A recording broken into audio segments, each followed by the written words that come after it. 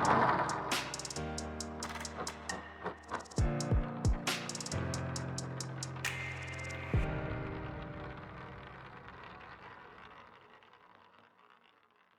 लोग class 10th के chapter first chemical reaction में एंडोथर्मिक और एक्सोथर्मिक रिएक्शन के बारे में देख रहे हैं।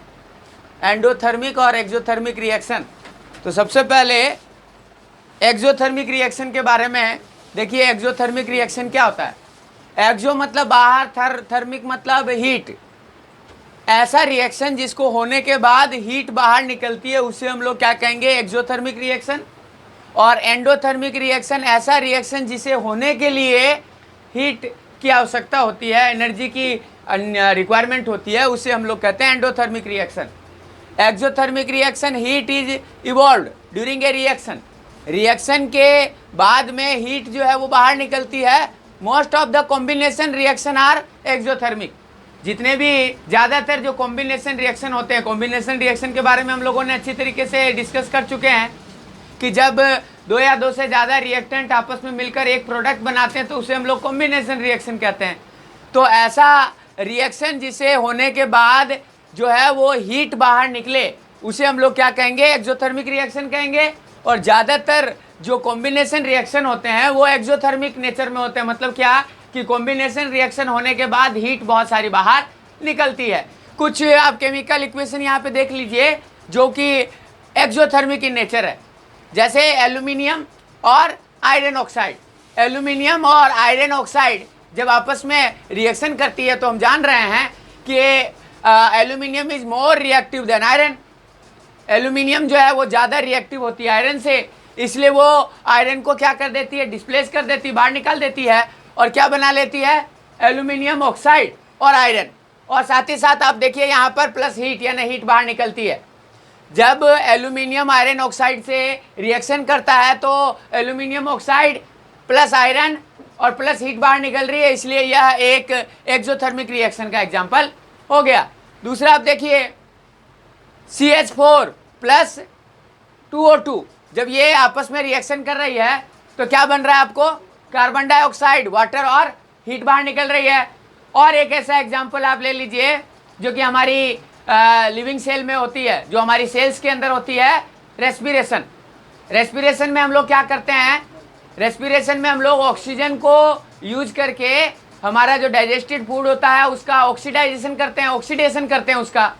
और ऑक्सीडेशन के बाद एनर्जी निकालते हैं उसे तोड़कर, डाइजेस्टेड फूड को ब्रेक डाउन करके तोड़ के उससे एनर्जी हम लोग बाहर निकालते हैं। तो रेस्पिरेशन भी क्या हो गया? एक एक्सोथर्मिक रिएक्शन हो गया, क्योंकि रेस्पिरेशन होने के बाद डाइजेस्टेड फूड टूटकर क्या निकलती है? एनर्जी बाहर निकलती है। और वो एनर्जी हमारे लिविंग सेल को यूज होती है लिविंग स्टेट में मेंटेन करने के लिए। तो वो सभी केमिकल रिएक्शन जिसे होने के बाद एनर्जी बाहर निकलती है उसे हम लोग क्या कहते हैं? हीट बाहर निकलती है, उसे हम लोग क्या कहते हैं? एक्सोथर्मिक रिएक्शन करते हैं। नाउ एंडोथर्मिक रिएक्शन, ऐसा केमिकल रिएक्शन जिसे होने के लिए हीट की जरूरत होती है, मतलब बिना हीट के जो नहीं हो पाए, उसे हम लोग क्या कहेंगे? एंडोथर्मिक रिएक्शन कहेंगे। Heat is required to carry out the reaction. Reaction को होने के लिए, रिएक्शन को चलने के लिए, कंप्लीट होने के लिए हीट की आवश्यकता होती है। तो उस रिएक्शन को हम लोग क्या कहते हैं? एंडोथर्मिक रिएक्शन कैसे हैं? जैसे कि हम लोग जानते हैं कि जो ग्रीन प्लांट जिनके लीफ के अंदर क्लोरोफिल होता है वो फोटोसिंथेसिस करती है। तो फोटोसिंथेसिस प्रोसेस में वो क्या करती है? सन की जो हीट एनर्जी आती है, सन से जो हीट एनर्जी आती है, उसी हीट एनर्जी को वो क्या करती है? कन्वर्ट करती है केमिकल एनर्जी में। यानी बिना सन के लाइट के फोटोसिंथेसिस नहीं हो पाता है, यानी फूड नहीं बन पाता है। तो जो रेस्पिरेशन का जो इक्वेशन था वो क्या है? एंडोथर्मिक रिएक्शन है। क्यों? क्योंकि देखिए आप, कार्बन डाइऑक्साइड, वाटर, सनलाइट के प्रेजेंस में कार्बन डाइऑक्साइड जो है वो किस में कन्वर्ट हो जाती है? ग्लूकोज में, C6H12O6। और ऑक्सीजन बाहर निकलती है। ये ऑक्सीजन बाहर निकली और ये कार्बन डाइऑक्साइड प्लांट को स्टोमाटा, लीफ के स्टोमाटा से अंदर लेना पड़ता है। तो हम यहाँ देख रहे हैं कि जब फोटोसिंथेसिस प्रोसेस होता है तो बिना सनलाइट के वो नहीं हो पाता है। तो फोटोसिंथेसिस प्रोसेस क्या है? एक एंडोथर्मिक रिएक्शन है, जबकि रेस्पिरेशन क्या है? एक एक्सोथर्मिक रिएक्शन है, क्योंकि रेस्पिरेशन के बाद एनर्जी निकलती है और फोटोसिंथेसिस के लिए एनर्जी की रिक्वायरमेंट होती है।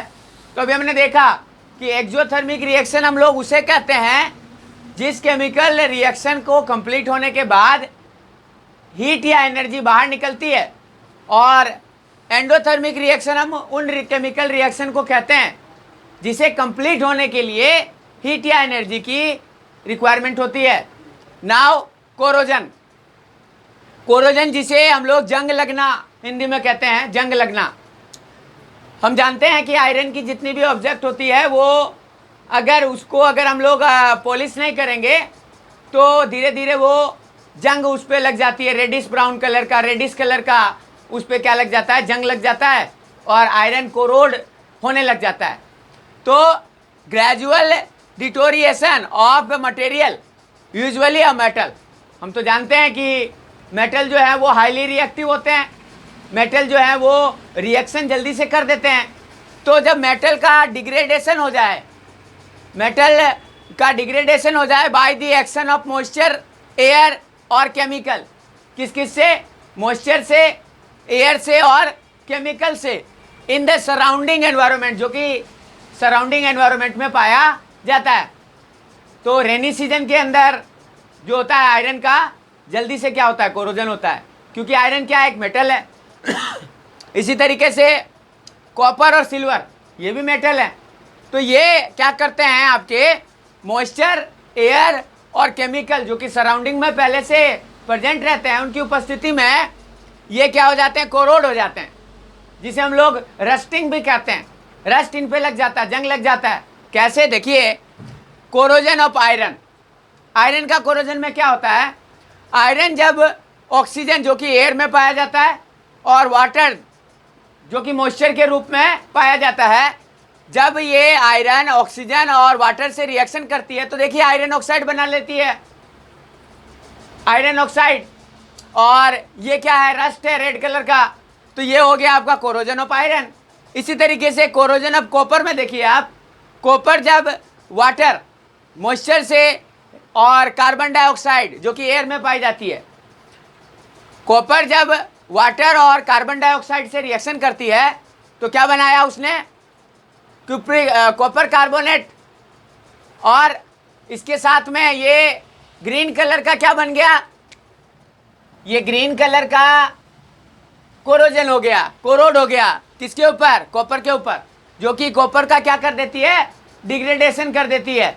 इसी तरीके से कोरोजन ऑफ सिल्वर, सिल्वर में आप देखिए कि सिल्वर जब हाइड्रोजन सल्फाइड जो कि एयर में पाया जाता है उससे जब रिएक्शन करता है तो क्या बन जाता है? सिल्वर सल्फाइड, जो कि ब्लैक कलर का क्या हो गया? सब्सटेंस हो गया, जो कि सिल्वर का क्या कर देगी? कोरोड कर देगी, सिल्वर पर रस्ट लगा देगी और साथ ही साथ हाइड्रोजन गैस बाहर निकलती है। तो अब यहाँ देखिए जो मैं अंडरलाइन कर रहा हूँ, ये आयरन ऑक्साइड, ये सब्सटेंस ये क्या है? कोरोड है, जो कि धीरे धीरे आयरन, कॉपर और सिल्वर का क्या कर देती है? डिटोरिएशन कर देती है, डिटोरिएशन कर देती है, यानी उसका अपघटन करने लग जाती है। धीरे धीरे उनकी लाइफ जो है, मेटल की लाइफ क्या करने लग जाती है? कम करने लग जाती है। तो ऐसी प्रक्रिया, ऐसा प्रोसेस जिसमें किसी मेटल का ऑक्सीडेशन होकर उसका डिग्रेडेशन होने लगता है, डिटोरिएशन होने लगता है, उस प्रोसेस को हम लोग कहते हैं कोरोजन। और ख़ास तौर पर कोरोजन जो है वो मेटल ऑब्जेक्ट का ज़्यादा होता है, क्योंकि मेटल ऑब्जेक्ट जो है वो ज़्यादा रिएक्टिव होते हैं। हम लोग पढ़े हैं कि मेटल के पास फ्री इलेक्ट्रॉन होता है, तो किसी भी केमिकल इक्वेशन में, केमिकल रिएक्शन में एक्टिवली पार्टिसिपेट करते हैं। इसलिए उनका क्या हो जाता है? मॉइस्चर से, एयर से और केमिकल से जो कि सराउंडिंग में प्रेजेंट रहते हैं उससे उनका क्या हो जाता है? डिग्रेडेशन हो जाता है, उनका लाइफ जो है वो कम होने लग जाता है।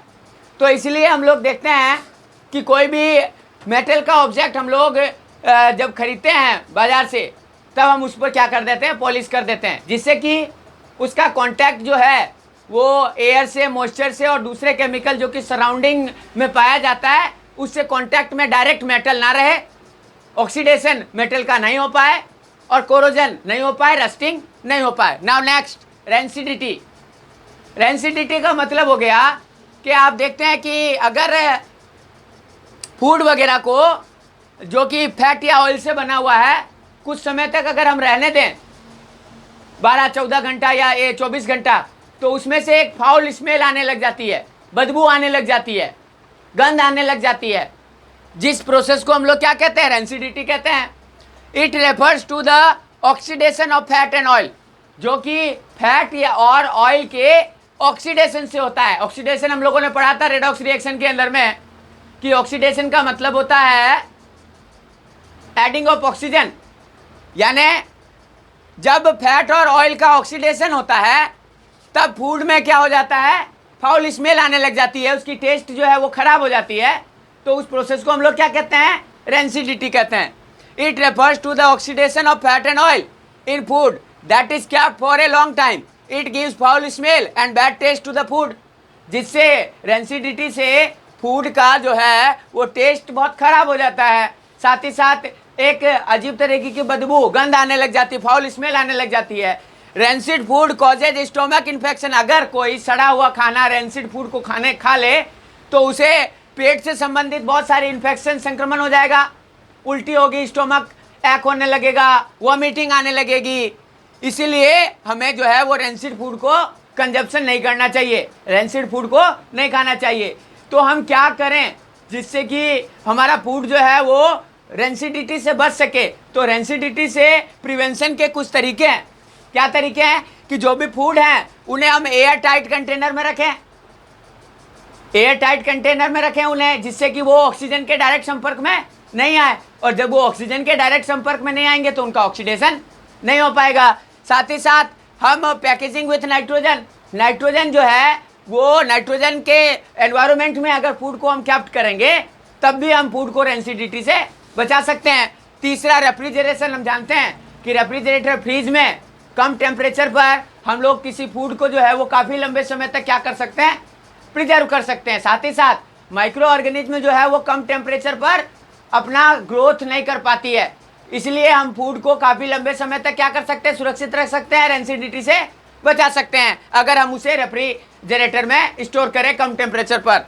और एडिंग ऑफ एंटीऑक्सीडेंट। एंटीऑक्सीडेंट ऐसे केमिकल होते हैं जो कि ऑक्सीडेशन प्रोसेस को क्या करते हैं, स्लो अप कर देते हैं। ऐसे केमिकल जो कि ऑक्सीडेशन प्रोसेस को क्या कर देते हैं, स्लो अप कर देते हैं, उसकी स्पीड को स्लो कर देते हैं, ऑक्सीडेशन प्रोसेस का स्पीड को कम कर देते हैं या ऑक्सीडेशन होने ही नहीं देते, तो उन केमिकल को हम लोग क्या कहेंगे, एंटीऑक्सीडेंट कहेंगे। और साथ ही साथ हम लोग प्रिजर्वेटिव भी यूज कर सकते हैं। प्रिजर्वेटिव यानी प्रिजर्व यानी संरक्षण करना।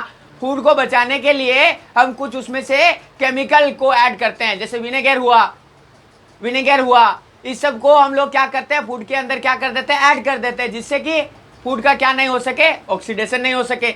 तो जब तक फूड का ऑक्सीडेशन नहीं हो पाएगा तो रेंसिडिटी होने का तो सवाल ही नहीं है। इसलिए हम लोग रेंसिडिटी को बचाने के लिए क्या क्या चीज़ें करते हैं, फूड को एयर टाइट कंटेनर में पैक करें, पैकेजिंग करें उसे नाइट्रोजन के साथ, रेफ्रिजरेशन उसका करें, या उसमें एंटीऑक्सीडेंट या प्रिजर्वेटिव मिलाएं, जिससे फूड की रेंसिडिटी बदल जाती। तो हमने पूरे फर्स्ट चैप्टर का स्टडी हमने कर लिया एक संक्षिप्त रूप से। आई होप आपको समझ में आया होगा। अगर इसी तरीके का यूज़फुल वीडियो आप चाहते हैं तो हमारे चैनल को सब्सक्राइब करें, बेल आइकॉन दबाएं और ज़्यादा से ज़्यादा इसे शेयर करें, शेयर ज़रूर करें। और इसी तरीके से हम आपके सामने फिर उपस्थित होंगे चैप्टर 2 से संबंधित नोट्स के साथ। जब तक के लिए बाय बाय।